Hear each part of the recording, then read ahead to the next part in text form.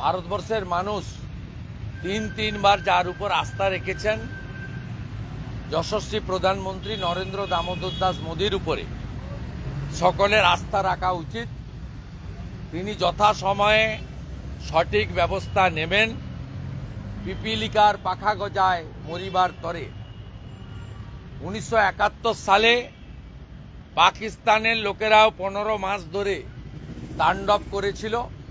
30 লক্ষ শহীদ হয়েছিল বাঙালি, যার মধ্যে একটা বড় অংশের হিন্দু বাঙালি ছিল এবং ভারতবর্ষেরও কয়েক হাজার সেনা তারা বলিদান দিয়ে 71-এর 16ই ডিসেম্বর ফাইনালি পাকিস্তানকে আত্মসমর্পণ করতে বাধ্য করেছিল।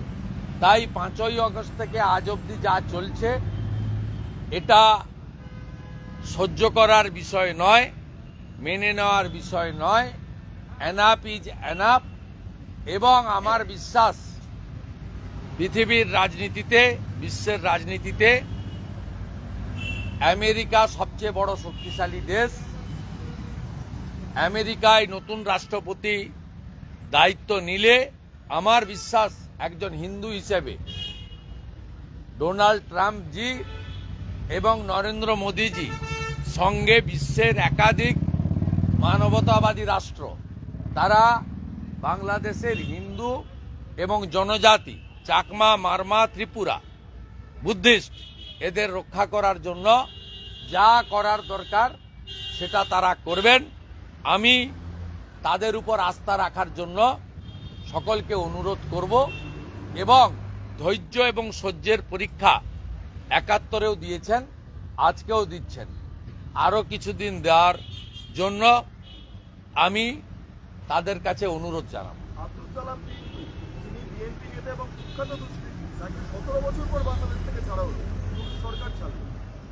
এটা আজকে নতুন নয়। পাকিস্তান এর আগেও জঙ্গিদেরকে মুক্তি দিয়েছে। মাসুদ আজাহারের ঘটনা আপনারা জানেন। আফগানিস্তানেও ট্রাম্প সাহেব যখন রাষ্ট্রপতি ছিলেন তালিবানদের জব্দ করেছিলেন।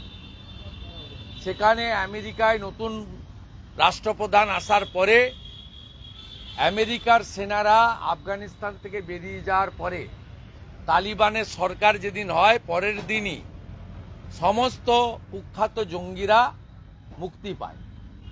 এগুলো সব টেম্পোরারি, এটা নিয়ে পার্মানেন্ট নয়। এটা পরিবেশ পরিস্থিতি ক্ষমতার হাত বদলের সাথে সাথে এই জিনিস হয় এবং এই বিষয়ে যথাসময়ে জঙ্গিবাদ, মৌলবাদকে ধ্বংস করে দেওয়া আমেরিকা, রাশিয়া সহ ভারতবর্ষ যথাবিহিত ব্যবস্থা সঠিক সময়ে নেবে। ওসামা বিন লাদেনের পরিণতি সবাই দেখেছে।